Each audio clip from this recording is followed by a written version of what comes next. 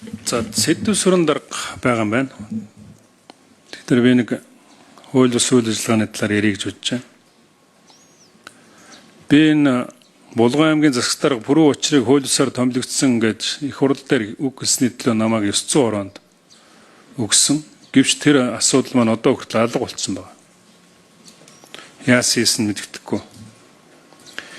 Тэгэхээр би танд бас яг энэ засаг дарга хүн бол төрийн албаа агч байх хэрэгтэй. Тэгэхээр төрийн албаны тухай хуулиар төрийн албаа агч гэж хэн бэ гэдгийг бас танд хэлж өгөл та өөрөө сайн тэргээ сайхгүй байх шиг. 3.1.2 дээр төрийн албаа агч гэж төрийн албаны тушаалыг эрх үүргээ хэрэгжүүлсний төлөө төрөөс цалин авч ажиллах нөхцөл баталгаагаар хангадан ажиллаж байгаа этгээдийг төрийн албаа 4.7 дээр төрийн албаа агчийн цалин хөөс албан тушаалын цалингийн хэмжээ сүлжээг энэ хуулийн 9.2 нийцүүлэн энэ хууль заасан журмаар тогтоогоод тэгээ засгийн газар энэ одоо асуудлуудыг бүгдийг шийдвэрлэдэг. Гэтэл одоо энэ пүрэв учир гэдэг хүн засаг даргаар томилогдохдоо төрийн албаны шалгуур хангасан юм уу гэдэг ийм одоо тодорхойлтыг та гаргаж өгдөг.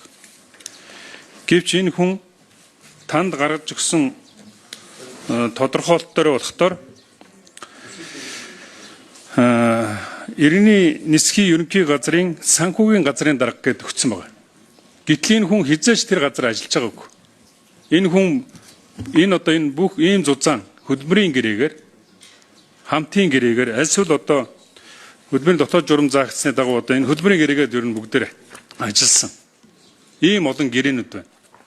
Нэгч төрийн албан хаагч ерөөсөө хийж үзээгүй хүнийг та 3 жил төрийн албаагч хийсэн гэдэг ийм тодорхойлт гаргаж өгөөд тэрнийхэн дагуу нөгөө этгээд нь Булган аймгийн засаг даргад нэр дэвшигтэй Булган аймгийн иргэдийн хуралд 2018-аас 2022 онд Иргэний эсхийн ерөнхий газрын нисэх буудлуудын удирдах газрын бодлого төвлөлтийн хариуцсан ерөнхий менежер гэдэг нөгөөдгөөсөө шал ондоо юм гаргаж өгөөд тэг ингээд сонгогдоод энэ хүн ажиллаад байгаа.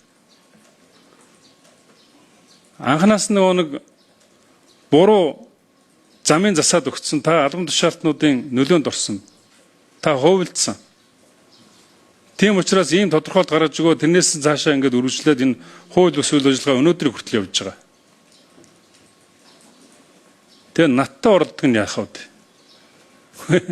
Тэгээ их хурл дээр тэгээд ёс зүйн хороонд өгүүлдэг. Би хизээч тийм баталгаагүй, нотлохоогүй, худлаа зүйлийг энэ их хурл дээр хэлж байгаа. Хэрвээ их хурл дээр хэлсэн бол намайг Монгол Ардын намынхан бүгдээрээ бариад идчихнэ. Хөөе ёстой аюул бол. Тийм учраас та энэ асуудлаа залруулахгүй, маш хурдан залруулахгүй бол энэгээ одоо би ийм одоо энэ хөдөлмөрийн гэрээгээр ажилласан энэ одоо энэ их олон хуудас энэ юмыг шалгахгүйгээр би хуурамч тодорхойлолтоор албан тушаалтнуудын нөлөөнд орж энэ одоо тодорхойлтыг гаргаж өгсөн гэдгээ ойрын үед залруулахгүй бол тэр хүмүүс чинь үндсэн хуулийн зэцэд өргөдлөгдсөн байна лээ. Үндсэн хуулийн зэцэд одоо эрхвиш одоо тэнд хуульчид байна. Хөдөлмөрийн гэрээгээ дээрээс нь одоо төрийн албаа агч ялгахтайгаа байгаа. Тэндээс дүгнэлт гарна. Би шударгаар шийднэ гэж үзэж байгаа. Тэгээд шударгаар шийдээд дүгнэлт гаргахтаар нь би нэгэмсэн тэр ёс зүйн ороондоо асуудлаа шийдвэрлэн тэгээд таныг огцруулах арга хэмжээнд орно.